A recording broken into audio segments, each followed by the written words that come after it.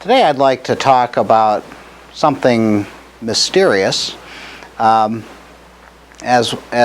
well as interesting. That is that many engineering students choose to study engineering for its reputation for providing a good salary.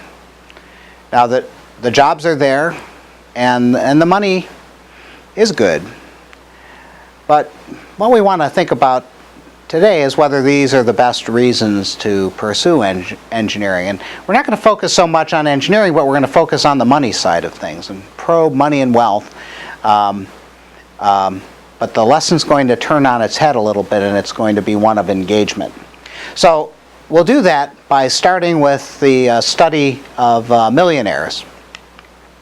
And in particular, we're going to look at Thomas J. Stanley's studies, Millionaire Mind and the Millionaire Next Door. And this work started as a study of 733 millionaires, trying to look for common denominators in their behavior. And one of the first things that came out of the data was that millionaires don't fit our stereotypes. So sometimes we think of stockbrokers or real estate agents or people like that, people who are near the money as being the millionaires. But that didn't turn out to be the case. The interesting thing was that, well, in some ways the uninteresting thing was that millionaires share four common attributes, and I call them the four dinner table platitudes. It's like mom and dad have been harping at you for almost all of your life that integrity and discipline and social skills and hard work are the royal road to wealth. Well, if they said that to you, they were right, and that's what the data showed. And so, to some extent, that's a little bit uninteresting because it's so much part of common sense. But it's actually interesting to ask whether these things are themselves cause or effect. And what I find the more interesting part of the Stanley study was in probing these dinner table platitudes, as I've called them, he found two more interesting things that we can focus on. In particular, Stanley found hidden lessons behind the platitudes. And one was that millionaires tend to have a strong emphasis on vocation, or what we're going to call engagement. And the other thing that they tend to have is a fair amount of courage, or what we're going to call internal locus of control. So let's examine those a little bit further. So the first lesson is one of engagement, and this can be captured with the phrase, do what the love and the money might follow. In a sense, this makes sense because wealth usually comes as a long-term reward for persistence, patience, and attention to detail.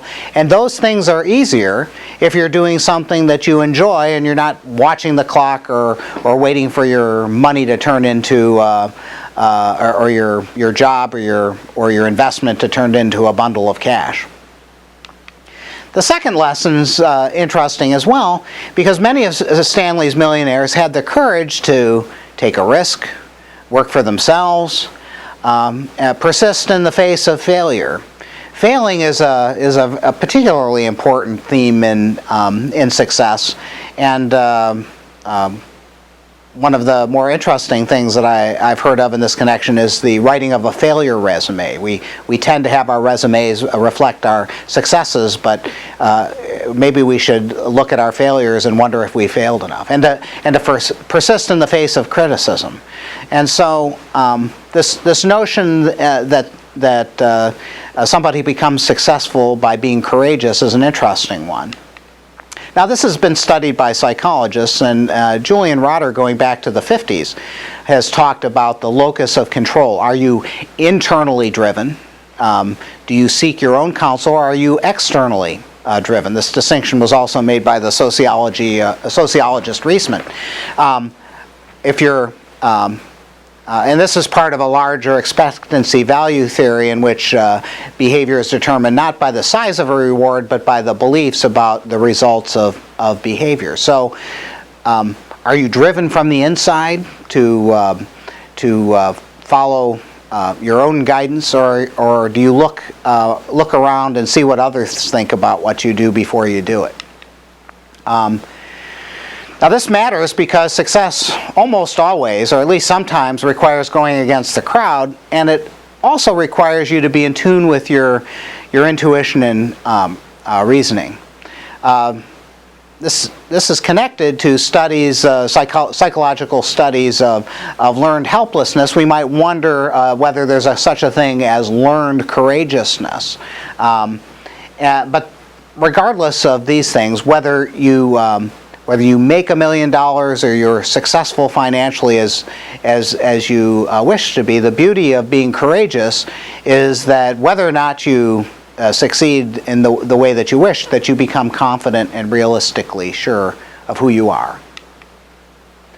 Now, another thing that we want to consider when we're, as long as we're talking about money, is how we spend and how we earn. Now, one of the things that, and we've talked elsewhere about the importance of matching what makes time fly for you to what you do in your life. That's the way we find engagement. But here we want to talk about a different kind of matching, a spending-earning matching, or what we might call a spending-earning impedance match. So in electrical engineering, an impedance match is a match between one part of a circuit and another, and we want them to have the same impedance, the same number of ohms.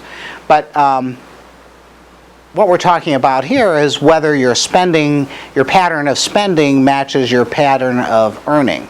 So you can earn in clumps or trickles, that is, you can earn as a freelance by getting paid every once in a while, or you can earn in trickles where you get a steady flow of a relatively small amount of money.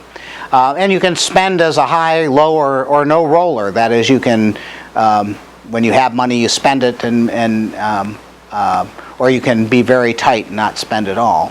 And so understanding who you are, what your personality is like, and matching how you earn and how you spend can be fairly important. So if you're for example, a low or no roller, a trickle is a good thing to have because the steady flow of income matches your aversion to risk. And if you enjoy risk, or you enjoy things going up and down, being a bit of a high roller and earning in clumps probably might be a better way to match those things. And so knowing who you are is important here as much as being one type or another. So thinking about these things, this conversation started with money, but we suggested that the real point here is not to obsess over dollars or to obsess over wealth, but the more important thing is to live a life of engagement, and perhaps a reasonable amount of comfort and wealth will follow. We also talked about the importance of being courageous and having the courage of your convictions, and that this is also useful in finding the kind of success that you want in life. We talked a little bit about understanding and the handling of money, and in the hopes that as an engineer you can live a happier, perhaps wealthier life.